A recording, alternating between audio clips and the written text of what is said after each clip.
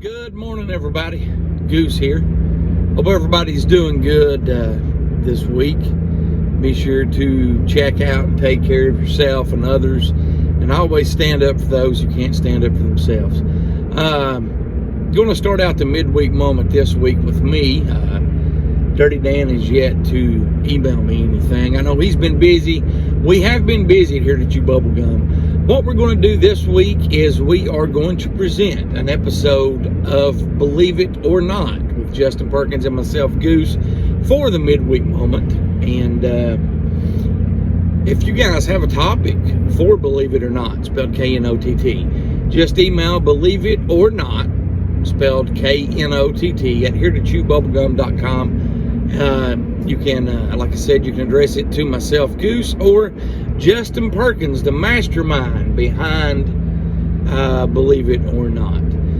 Anyway, holiday season, Thanksgiving is coming up in a few weeks. Be sure, like I said already, to take care of yourself and your family and those loved ones, and take care of those who can't take care of themselves. Here is an episode of Believe It or Not for the midweek moment on Here to Chew Bubblegum. Enjoy. It's now time for Believe It or Not with Justin and Goose. Hello, I'm Justin Perkins, and some of the best things in life just aren't quite believable. Jot 'em down, store. Love from Abner. I'm Goose, and welcome to Believe It or Not with Justin Perkins of Talk Junkie and myself, Goose, of Here to Chew Bubblegum. Today we're going to talk about Eric C. Conn.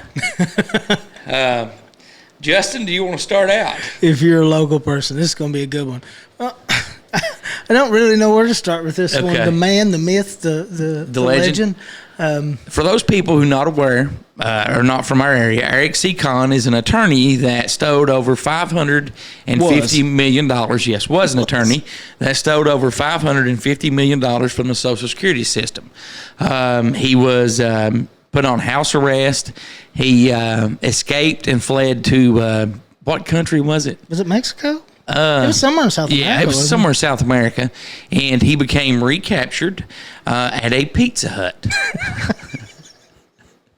Now, I recently saw an episode of American Greed that came out last year. That had the name of the episode was Con Man, and it was about Eric C. Conn. Wow, he's made it national. Yes, and Eric C. Conn was a lawyer that started out in 1993 in a trailer, and the trailer was beside his mom's house.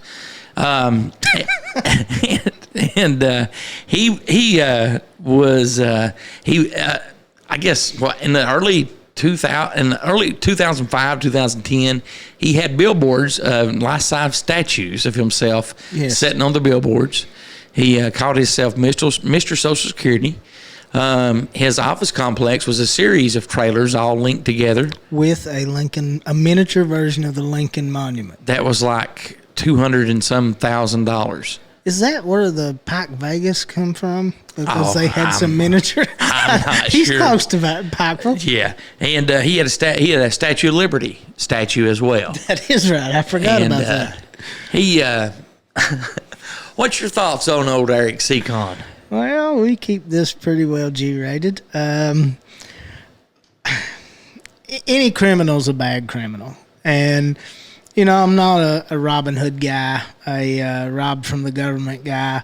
I believe everybody should get their own fair what's due to them, and right. I believe those miners definitely should, because this is a big deal. He dealt with a lot of miners. Yes, he did. And a lot of people that were truly broke down and hurt and not able to work. And he did expediently get them their Social Security. He did it by illegal means, but he did do it. The problem for me is, okay, he's in jail and he's suffering or whatever. I don't really care. That's his deal, and I don't feel sorry for him. I'll be completely open about that. I think he's right where he needs to be. The thing that bothers me so bad about the situation is so many of these people that truly did deserve their compensation lost it until these cases can be reviewed. And my understanding was some of them were anywhere from 2 months to 4 or 5 years to indefinite, and they've not been reviewed yet. So it negatively impacted a lot of people who put their faith in this guy that collected miniature statues of things. Yes, it did. And I totally agree with what you're saying. If anybody has worked to support their family and they physically can't do it, because I'm getting at a point in my life where it's harder now than what it used to be, and you are entitled to that. Yes. Now at the same time, you've got some people that are lazy and don't intend to work. Yeah, okay. I'm sure they found some of them too. Yeah, and I'm sure that Eric Conn had some of those clients. Yes. Okay. Now, I'm sure some of those got cut off too. And they were probably griping. I can't believe him. He done this. They probably already have theirs back. Well, that's usually how it works. Let's hope not. Let's hope that they still don't. The ones that can work but choose not to. I would prefer it be that way. Okay. And they're mad and down on him. They're just as guilty as he is, because they knew that they didn't want to work and they wanted somebody to get them an income to live on. Yeah, if he'd have just been a good lawyer that wasn't doing things in a crappy way, they would be the only guilty party in that process. Yes. So, basically what I'm saying is, if you can work and you don't, and you did have him as an attorney and you did get cut off, you don't have anybody to blame but yourself, because you sat on your lazy behind. So you shouldn't be mad at him. You shouldn't be blaming him. No. What did you think about some of his commercials? I always like the one where he's driving the Rolls Royce and he pulls up in the parking lot and the lady's like, "Come back, Eric, we need you." And he turns around and he goes, "I've never left." I think that was the biggest catchphrase when he was gone, and when they got him back, and it was like, "I've never left." The billboards were always my favorite. There's an air of arrogance, I guess, with that. Yes. But for really good trial attorneys, it's kind of like the Michael Jordan syndrome. If you don't know you're good and you don't act like you're good, you're not going to be good. And so I can understand to that. But he was definitely a very eccentric guy. I mean, the statues alone and the massive complex of trailers was something to behold. And it's just recently got cleared out, the trailers. I think they may have one more there. And the Abraham Lincoln statue got relocated to the Middle Creek battlefield in Floyd County. I'd like to have that. Well, they gave it to him. They should have gave that to me. I forget. I think it costed a lot of money to move it. I no doubt it probably cost a lot to have it made. I'm thinking maybe $30,000 to $50,000 to have it moved. Well, I wasn't going to do anything good with it. So, but I wanted just to hop on here and just talk about him just a little bit and just get your opinion on him, because we know that it is true, he does exist. Do you think that he'll ever get out? Oh yeah. Do you think there'll ever be a movie made about him? There should be. I don't know if there will be, but there should be. It would be even more amazing if they didn't get the right guy. Like if he had so much of this money squirreled back that he hired somebody to stand in for him, that would make for a good story. Do you think he has any of it hid back somewhere? I think he's got most of it hid back somewhere. That's my understanding was, I guess they had some problem tracking down some of the money. Yes, they did. And he used some of it to escape with. The worst guy ever as far as trying to elude the police. Yes. I mean, how you get picked up at a pizza, I don't know. I shouldn't say. Like you said, he was a little bit of arrogant, and he couldn't stay off social media. He kept emailing people and newspapers and checking social media and taunting the FBI, and he thought he was safe by going to this Pizza Hut, to this free Wi-Fi. Well, guess what? Nope, he was not. Yeah.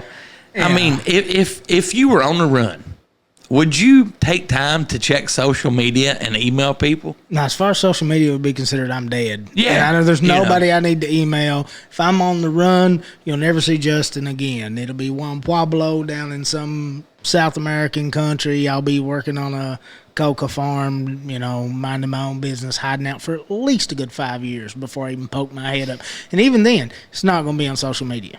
So you think he's got most of his money hid somewhere? Oh, there's no doubt he has a good chunk of it hid. This is a really good mystery to investigate, because you can't really find out much about that. There's one article that mentions he had several safety deposit boxes, but they were in different people's names. So there's no way to prove, Well, I'd say somebody's living good off some Eric C. Conn money right now. There's no doubt. There's somebody, he screwed up with that Pizza Hut. They were like, all right, I've got it. I've got the money. I've never trusted Pizza Hut since they switched from the red cups. I don't think it's yeah, you're going to get caught. Yeah. I guess what else can we say? That's just I just wanted to roll this segment out as extra here and just it was a fun one. Yeah, it caught me by surprise. I didn't know what we were doing. Just have a little fun with it, just spur of the moment type. This is something we may come back to. We may do a little research and see if he does have any money left, where it may could be or something. You've always wanted to go on a treasure hunt, right? Yes, and if we don't ever talk about it again, you're totally fine with that. Money. We found the money. If we don't ever talk about it again, we found the money. If we do a couple updates, we haven't found the money. Yeah. We're not mentioning it. We're not going to go to Pizza Hut and make a social media post that we found the money. Let's say that we did find let's say we found $400 million. Okay. Imagine what good you could do with that. What's one of the first things, besides the obvious, helping your family or friends? What's something that you would do to help others? We, I guess to some people's detriment, live in a small community, but to me that's kind of a big thing. And Eastern Kentucky on its own is not a huge place. That amount of money, what it could do for the school systems, what it could do for the local economy in the way of job creation, and you give me $400 million and I could make a lot of change. Our homeless problem is nothing like these other places. Our drug addiction problem is, and I think a lot of that money could go towards those two issues, and because a lot of times those two issues go hand in hand. And, there's so much you could do, especially, take $400 million. I don't know. I got this $50 tablet that I use just to goof around with. Right. $400 million, you wouldn't even make a dent in it by buying enough of those tablets to put one in every kid's hand in every school in Eastern Kentucky. That seems like such a small gesture, but a lot of those kids don't have access to technology at home, and that's the future. That's the future employment-wise. That's the future, possibly school-wise if we don't get off of homebound in a lot of these areas. It can make a big difference. I think, that's really good. I think I would do something to send food home with kids. Oh, that would be at the end of the day, and even more on Fridays. Yes. I think I would do that some way. A lot of those kids, those school meals, that was the problem with the first sending kids home, that first part of the pandemic is those meals at school is what those kids had to eat. There was a lot of kids, that's all they had. Yeah, and I think I would do something like that, set up something like that. But, that is a lot of money. We could take, if we do find Mr. Conn's ill-gotten gains, we could take it and do something positive and good with it. Yeah. So I want to thank everyone for tuning in. You can always get in contact with us or shoot us an email, believeritorknott, spelled Knott, at heretechewbubblegum.com. Again, that's believeritorknott, at heretechewbubblegum.com. Until next week, I'm Goose. I'm Justin. And believe it or not.